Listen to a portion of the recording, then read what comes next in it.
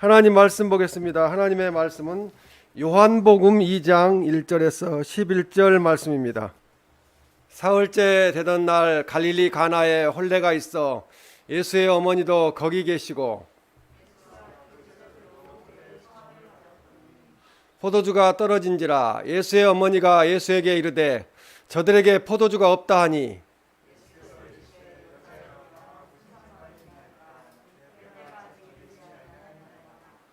그의 어머니가 하인들에게 이르되 너희에게 무슨 말씀을 하시든지 그대로 하라 하니라.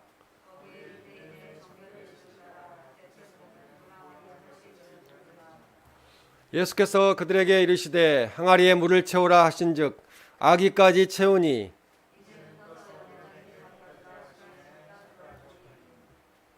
연회장은 물로 된 포도주를 맛보고도 어디서 났는지 알지 못하되 물도온 하인들은 알더라.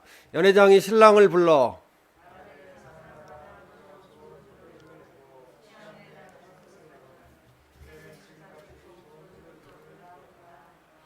다 같이 읽겠습니다. 예수께서 이 첫 표적을 갈릴리 가나에서 행하여 그의 영광을 나타내심에 제자들이 그를 믿으니라. 아멘. 그대로 하라는 제목으로 하나님의 말씀을 전하겠습니다. 이 갈릴리 가나라는 동네를 가보면은 그렇게 큰 동네는 아니에요. 이렇게 조그만한 어디 정도를 말할 수 있을까요? 뭐 대아미 정도? 대아미보다도 훨씬 작은 동네라고 볼 수 있겠네요. 그렇게 작은 동네인데 그 갈릴리 가나라는 동네에서 혼인 잔치가 열렸습니다. 지금은 내식장에 가서 이렇게 혼인을 하지만 이스라엘은 신랑이 처갓집에 와서 거기에서 이제 애식을 하는 그런 전통이 있습니다. 동네 사람들이 많이 모여서 잔치가 한참 진행되고 있었는데 오늘 본문에 보면은 포도주가 떨어졌다고 그렇게 말씀합니다.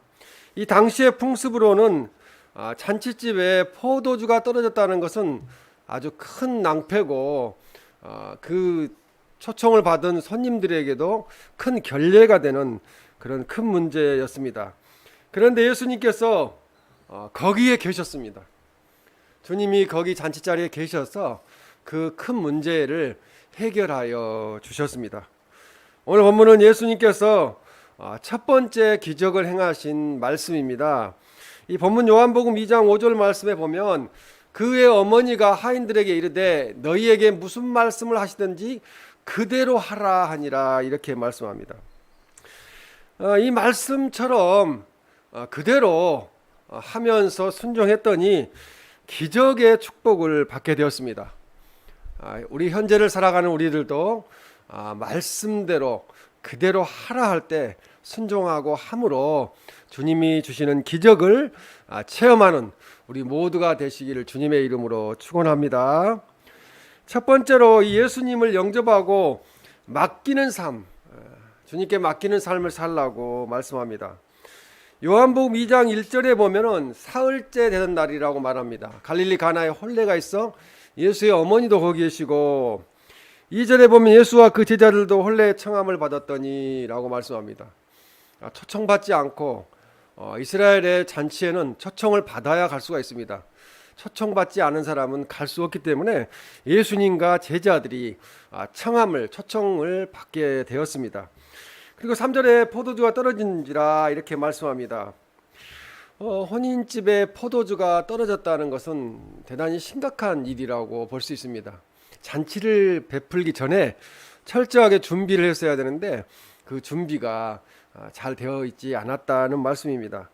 이 당시의 포도주라는 것은 이스라엘에 있어서 그냥 일반 음료였다고 보면 되겠습니다. 지금으로 말하면 콜라 정도의 음료였다고 보면 될 수 있겠고요. 다른 나라에서처럼 뭐 유흥과 오락을 위한 그런 것은 아니었다는 거죠. 이 팔레스틴 지방은 사막지대 지형을 가지고 있습니다. 그래서 물이 귀하였고 또 그 마시는 음료로 가즙으로 가즙이 필요했기 때문에 이 포도주를 그 가즙 그러니까 음료수로 먹게 되었습니다. 예수님의 어머니가 예수님대로 포도주가 없다고 말씀하고 있어요. 우리 한번 생각해 보겠습니다. 아니 예수님이 포도주를 만드시는 분도 아닌데 어머님이 예수님을 바라보면서 포도주가 없다 이렇게 말씀을 했어요. 포도주를 기적적으로 만들어 주시기를 원하여서 이렇게 바라보면서 청혼한 겁니다. 그러니까 이 마리아 예수님의 어머니는 예수님이 하나님의 아들이신 것을 알았다는 거죠. 기적을 베푸시는 분인 걸 알았다는 것입니다. 이 포도주가 떨어진 혼인잔치집에 예수님이 계셨기 때문에 문제는 해결되었습니다. 만일 혼인잔치에 예수님을 모시지 않았다면 포도주가 떨어짐으로 말미암아서 어쩔 수 없이 수치를 당할 수밖에 없는, 손님을 청해놓고 대접을 하지 못하는 그런 상황에 놓이게 되었을 뻔했습니다. 손님들은 불평을 하며 그 자리를 떠났을 것입니다. 사람을 초대해놓고 먹을 것도 없다 이런 불평들을 했겠죠. 그런데 혼인잔치에 예수님을 영접했기 때문에, 모셔왔기 때문에 어려운 문제를 바로 해결할 수 있었습니다. 5절 말씀에 보면 무슨 말씀을 하신지 그대로 하다 그렇게 말씀합니다. 이 예수님께 맡기고 순종하라는 말씀입니다. 이것은 주님이 어떤 말씀을 하시는지 그대로 하라는 거죠. 이 거센 풍랑도 주님께는 순종했습니다. 그대로 순종했습니다. 또 예수님 말씀으로 예수님은 천지를 창조하셨습니다. 삼위일체 하나님이 창조하셨습니다. 귀신들도 예수님 말씀 앞에서는 그대로 했어요. 그냥 꼼짝 못하고 순종했습니다. 그리고 그러므로 예수님의 말씀은 그대로 하는 것이 필요하다는 거죠. 순종이 필요하다고 그렇게 말씀하고 있습니다. 현실을 살아가는 우리들이 기적을 체험하지 못하는 것은 하나님 말씀대로 그대로 하지 않기 때문에 기적을 체험하지 못하고 있습니다. 예수님은 병자를 치유할 때 내 믿음대로 될지어다고 그랬습니다. 그런데 그 믿음이 부족하기 때문에 그 기적을 체험하지 못하는 것입니다. 예수님을 나의 삶의 중심에 모시고 나의 모든 문제를 예수님께 맡기는, 그대로 하는 그런 신앙, 믿음이 필요합니다. 내 가정의 일, 교회의 일, 회사 일, 모든 일을 예수님께서 맡아주시면은 주님께서 기적같이 일을 해결하여 주실 줄로 믿습니다.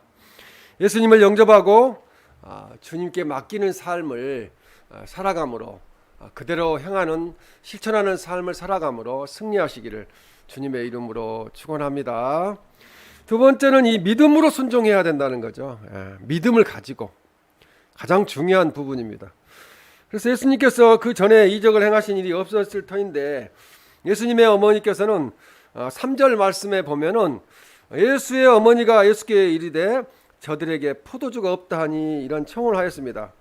예수님께서 그 전에 이적을 행하신 일이 없었는데 어떻게 이 마리아 어머니는 예수님을 향하여 포도주가 없다고 이야기했을까요? 그 이야기는 예수님을 향하여 할 이야기가 아니고 주인한테 이야기해서 포도주를 다른 데 가서 빌려오든지 사오든지 하게 했어야 되는 건데, 이 어머니는 믿음으로 예수님께서 하실 수 있다는 믿음으로 말씀을 드렸습니다. 주님의 그 초자연적이고 비범한 일들이 관련되어 있는 것인 만큼 어머니 마리아는 믿음으로 예수님께 기적을 베풀어 달라고 그렇게 간구하였습니다. 요한복음 2장 5절 말씀에 무슨 말씀을 하시든지 그대로 하라 그렇게 말씀합니다. 믿음으로 하라는 말씀이죠. 안 좋은 거 시켜도, 이건 터무니없는 일이 있어도 주님께서 말씀하시면 그대로 행하라는 말씀입니다. 그래서 이 믿음이 담겨 있는 말씀입니다. 그대로 행하라는 것은 포도주를 만들어 주실 것을 믿었다는 거죠. 그렇기 때문에 시키는 대로 하라고 그렇게 말씀하고 있습니다. 포도주가 떨어졌는데 예수님은 요한복음 2장 7절에 예수께서 그들에게 이르시되 항아리에 물을 채우라고 말씀합니다. 지금 이 세상 사람들 같으면 아마 투덜투덜거리고 포도주가 떨어졌는데 항아리에 물을 채워서, 포도주는 3년, 4년, 5년, 6년씩 이렇게 숙성을 시켜야 되는데 무슨 포도주를 어떻게 만들려고 하면서 반문했을 것입니다. 왜 포도주가 떨어졌는데 항아리에 물을 채우라고 하시는지 예수님한테 여쭤보았겠죠. 그러나 하인들은 그러지 않았습니다. 그냥 믿음으로 순종하고 말없이 가서 물을 떠다가 항아리에 물을 채웠습니다. 포도알이 있어도 거기에 이 포도주를 만들 수는 없습니다. 포도알을 깨뜨리고 그것을 짜서 즙을 상당한 기간 동안 발효되도록 보관해야 포도주가 나오기 때문에 그렇습니다. 그런데 예수님은 당장 물로 포도주를 만들려고 하시는 것입니다. 이것이 바로 순종하는 자에게 베풀어 주시는 주님의 기적입니다. 상식을 훨씬 뛰어넘는 기적입니다. 그러나 본문 말씀의 핵심은 무슨 말씀을 하시든지, 좋은 말씀 하시든지, 또 내가 행동하기에, 내가 받아들이기에 힘든 말씀을 하시든지 그대로 하라는 믿음을 강조하고 있습니다. 그래서 그들은 믿고 항아리에 물을 채웠습니다. 그렇게 믿음으로 순종했을 때 물이 변하여 포도주가 되었습니다. 이것이 바로 믿음입니다. 그래서 요한복음 2장 11절에 예수께서 이 첫 표적을 갈릴리 가나에서 행하여 그의 영광을 나타내시며 제자들이 그를 믿으니라 그렇게 말씀합니다. 이 표적이란 말은 예수님을 메시아로 알리는 신령한 증표입니다. 일반적인 사람이 이렇게 할 수는 없습니다.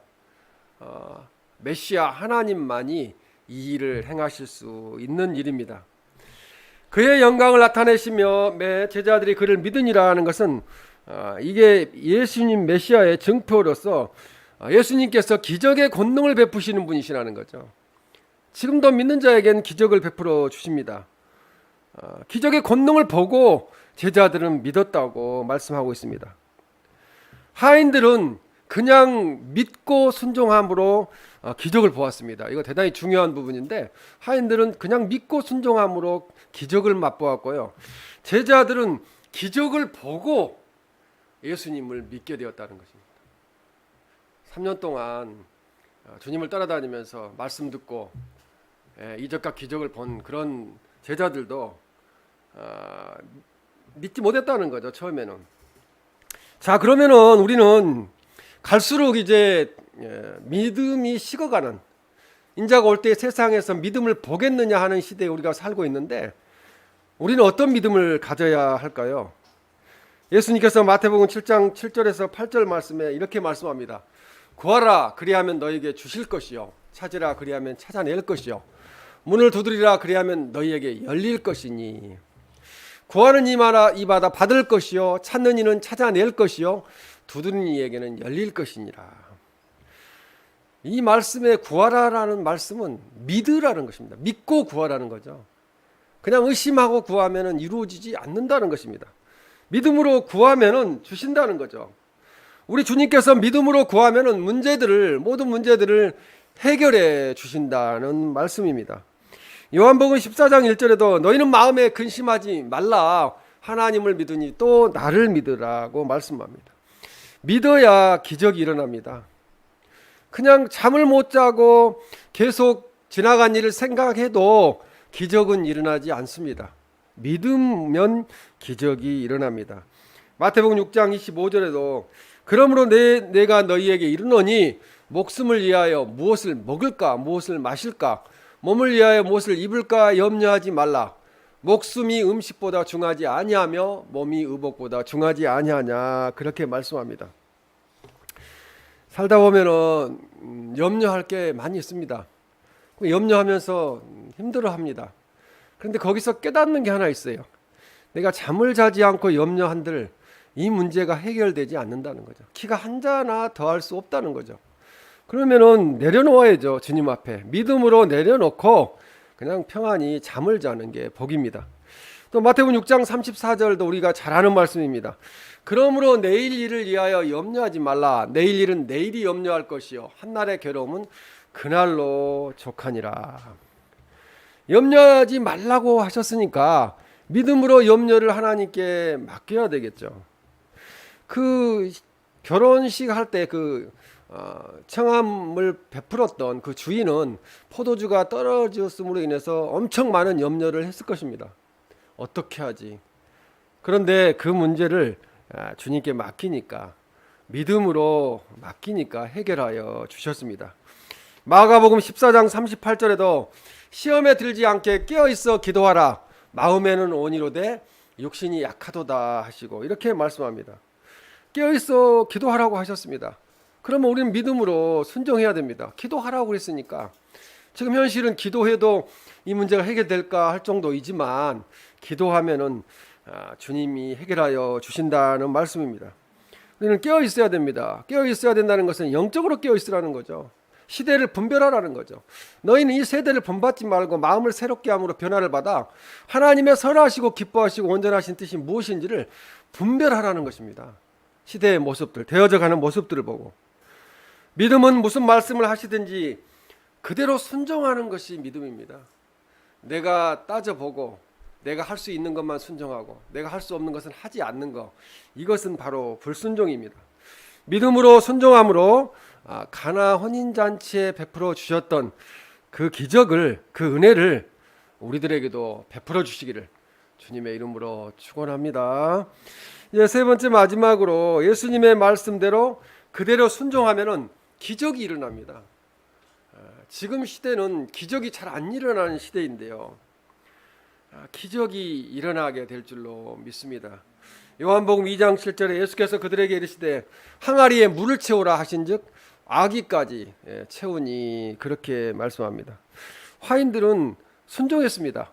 그냥 조금 갖다가 채워놓는 게 아니라 반만 채워놓은 거지 않고 3분의 2만 채운 게 아니고 아기까지 아주 가득 채웠다는 말씀이죠.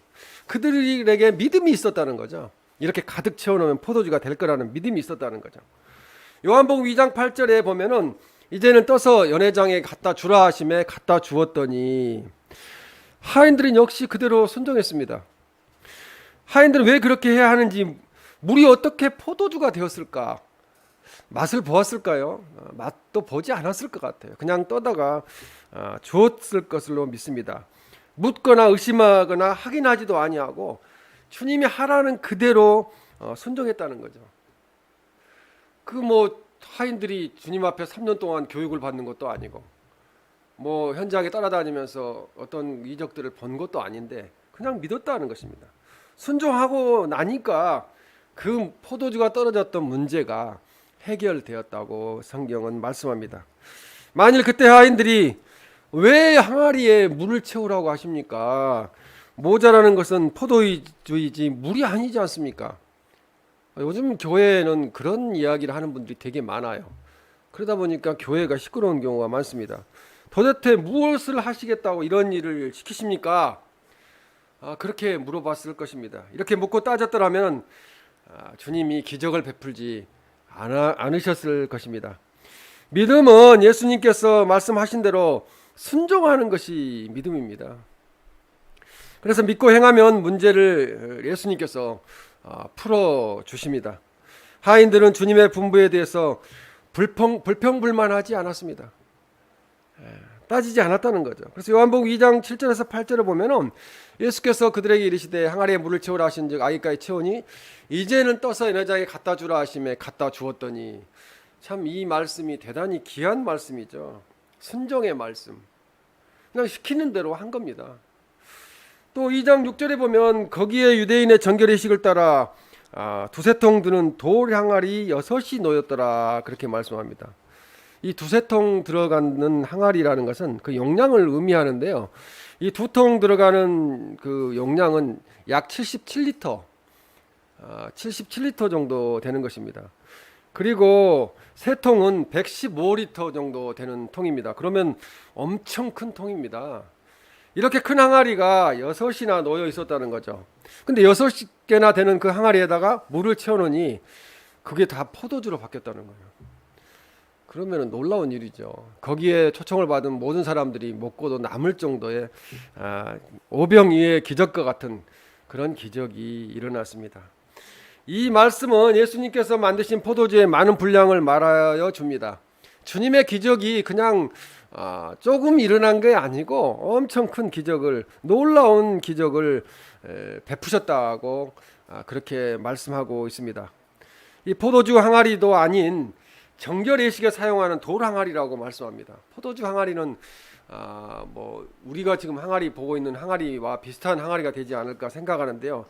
자기들이 부었던 이게 맹물이라는 것도 그들은 알고 있었어요. 하인들은 우리가 갖다 맹물을 부었구나 이런 거 알고 있었는데, 그 맹물을 포도주인 것처럼 연회장에 갖다 주는 일은 쉬운 일이 아니라는 거죠. 갖다 주고 욕을 얻어먹을 수도 있고, 왜 물을 퍼갖고 왔냐고 아주 사람들의 비판을 받을 수도 있는 일이었습니다. 근데 아마 우리가 상상을 해보면은 그 맹물을 갖다가 항아리에 부었을 때 그것을 옆에서 보고 있던 사람들이 있었을 거 아닙니까? 저 사람들 이상한 사람들이네, 왜 맹물을 갖다가 막 항아리에 붓지? 그러면서 아마 비웃었을 거예요.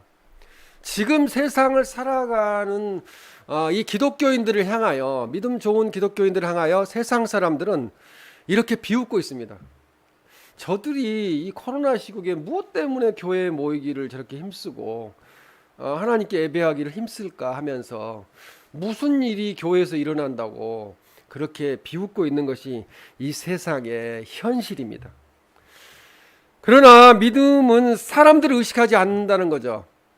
안 믿는 사람들이 무슨 이야기를 하든 말든 우리는 그냥 주님이 하라고 하셨으니까, 그대로 하라고 하셨으니까 하나님 말씀대로 순종하고 살면 되는 것입니다. 믿음은 사람들을 의식하지 아니하고 사람 중심으로 하지 않는다는 거죠. 믿음은 오직 하나님 중심으로 사는 것이, 그것이 바로 믿음입니다. 예수님은 친히 빈 항아리에 포도주를 가득 만드실 수 있는 분이십니다. 그 하나님이시기 때문에, 세상을 창조하신 분이시기 때문에 어떤 일도 행하실 수 있는 분이십니다. 그럼에도 불구하고 왜 하인들을 향하여 7절에 예수께서 그들에게 이르시되 항아리에 물을 채우라 그렇게 말씀하셨을까요? 사람이 할 수 있는 일은 사람이 하게 하기 위해서 그렇게 말씀하셨다는 거죠. 주님이 직접 하실 수 있었어요. 물 떠다 안 부어도 물 거기다 채우실 수도 있어요. 그러나 지금도 마찬가지입니다. 왜 하나님의 일을, 주님의 일을 우리 집사님들이나 또 저를 통해서, 성도님들 통해서 하실까요? 그것은 하나님께서 사람을 통해서 일을 하시기 때문에 그렇습니다. 순종하는 모습을 원하시기 때문에 그렇습니다. 우리들이 할 수 있는 일은 예수님이 대신하여 주시지 않으신다는 거죠. 우리들이 할 수 있는 일은 우리들이 하라고 말씀합니다. 그리고 물을 항아리에 채우는 일은 하인들이 해야 될 일이었다는 거죠. 그래서 순종을 원하였습니다. 그러니까 예수님은 우리 모두에게 오늘도 순종을 요구하고 있습니다. 순종하지 않기 때문에 시끄럽습니다. 나라도 순종하지 않기 때문에 시끄럽고요. 모든 일이 그렇습니다. 사무엘상 15장 22절에 사무엘이 이르되 여호와께서 번제와 다른 제사를 그의 목소리를 청종하는 것을 좋아하심같이 좋아하시겠나이까? 순종이 제사보다 낫고 듣는 것이 순양의 기름보다 나으니, 그렇게 말씀합니다. 아무리 지금으로 말하면 제사는 예배 드리는 거죠. 예배를 하루에 10번씩 드리고, 그렇게 해도 단 한 번이라도 순종하지 않는다면 그것이 큰 의미가 없다고 말씀하는 것입니다. 순종은 믿음의 표현입니다. 제사보다 낫습니다. 순종하면 기적을 베풀어 주십니다. 우리가 기적을 맛보지 못하는 거 우리에게 있다는 말씀입니다. 요한복음 2장 9절에 10절 말씀하는 거 보면은 연회장은 물로 된 포도주를 맛보고도 어디서 났는지 알지 못하되 물도온 하인들은 알더라. 연회장이 신랑을 불러. 모를 수밖에 없죠. 연회장은요, 보지 않았기 때문에, 바쁘다 보니까. 근데 하인들은 이것은 물이었다는 것을 알고 있다는 거죠. 10절에 말하되 사람마다 먼저 좋은 포도주를 내고 취한 후에 낮은 것을 내거늘 그대는 지금까지 좋은 포도주를 두었도다 하니라, 이렇게 말씀합니다. 보통 그렇죠. 처음에는 좋은 포도주를 내놓고 칭찬을 받죠.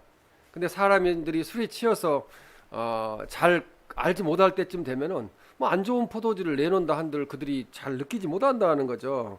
그래서 이 사람들은 그렇게 할 수 있었을 것인데 주님이 준비해 주신 포도주를 내놓게 되니까 더 좋은 것이 되었다는 것입니다.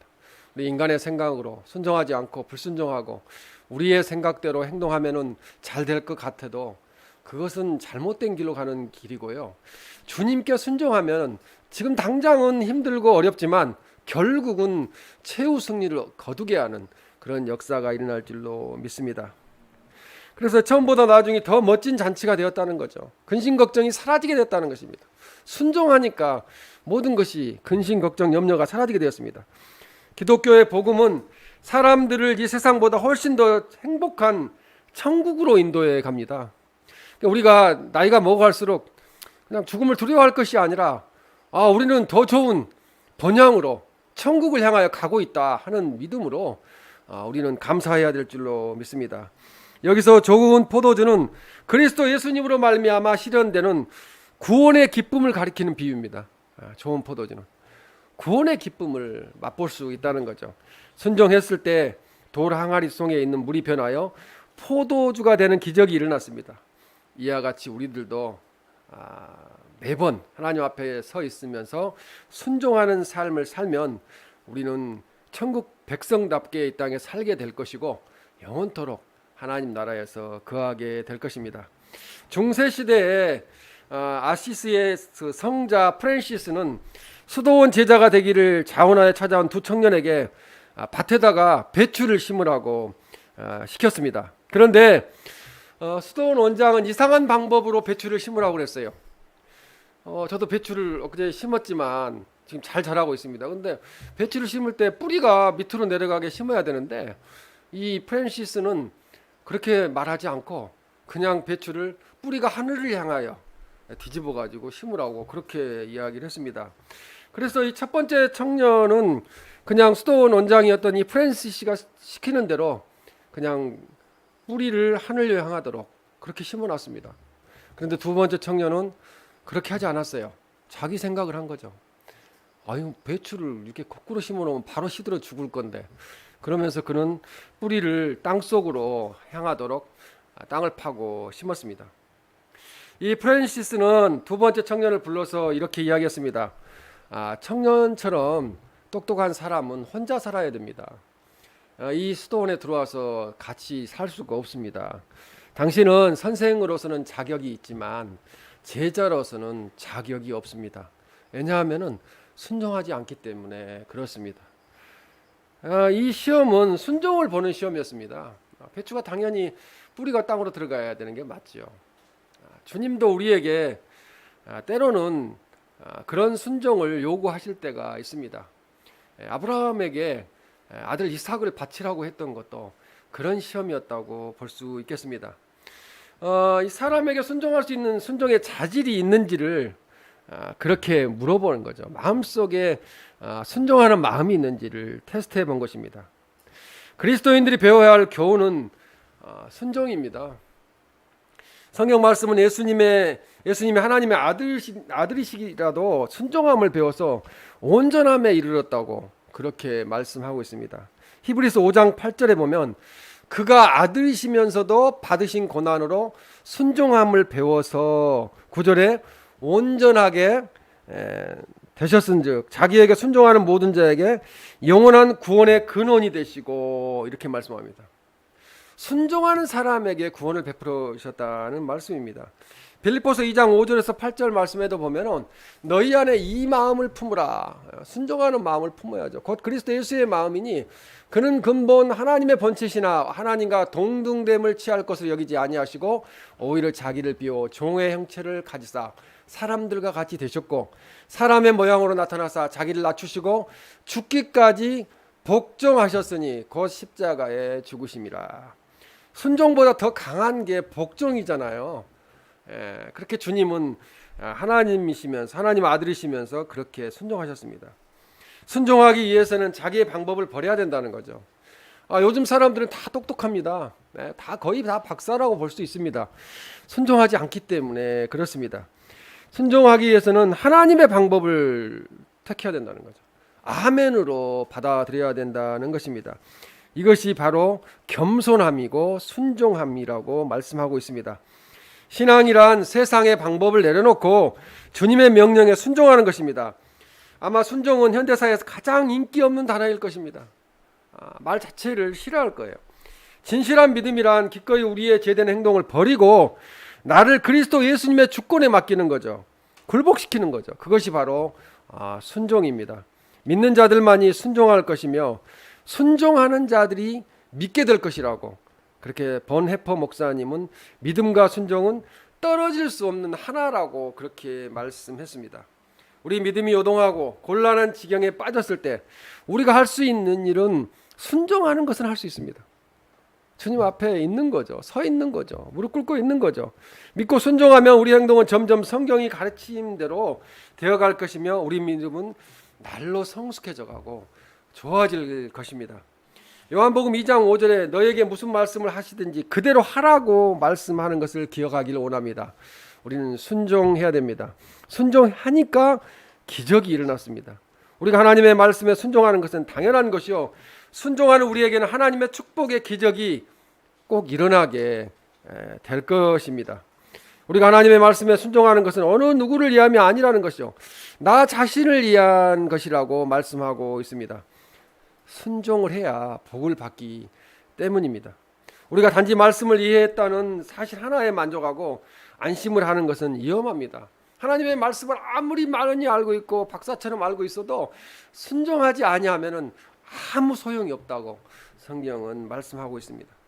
우리는 행하는 자가 되어야 하며 그 말씀을 망각하는 듣는 자만 되어서는 안 된다는 거죠. 그래, 좋은 말씀이네. 그리고 나가서는 그리스도인이 아닌 거예요. 다른 사람으로 살아가는 거예요. 그것은 하나님이 기뻐하지 않으신다는 것입니다. 야고보서 1장 22절 25절 말씀에 보면은 너희는 말씀을 행하는 자가 되고 듣기만 하여 자신을 속이는 자가 되지 말라. 누구든지 말씀을 듣고 행하지 아니하면 그는 거울로 자기의 생긴 얼굴을 보는 사람과 같아서 제 자신을 보고 가서 그 모습이 어떠했는지를 곧 잊어버리거니와 자유롭게 하는 온전한 율법을 들여다보고 있는 자는 듣고 잊어버리는 자가 아니요 실천하는 자니 이 사람은 그 행하는 일에 복을 받으리라. 그렇게 말씀합니다.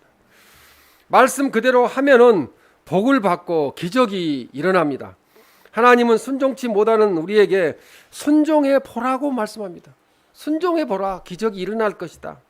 우리 모두가 말씀대로 하기만 하면 하나님께서는 우리에게 기적같이 축복을 베풀어 주실 것입니다. 그대로 하라. 예수님의 말씀대로 하라는 말씀에 순종함으로 하나님께서 기적을 베풀어 주시는 그러한 복을 주시기를 주님의 이름으로 간절히 축원합니다.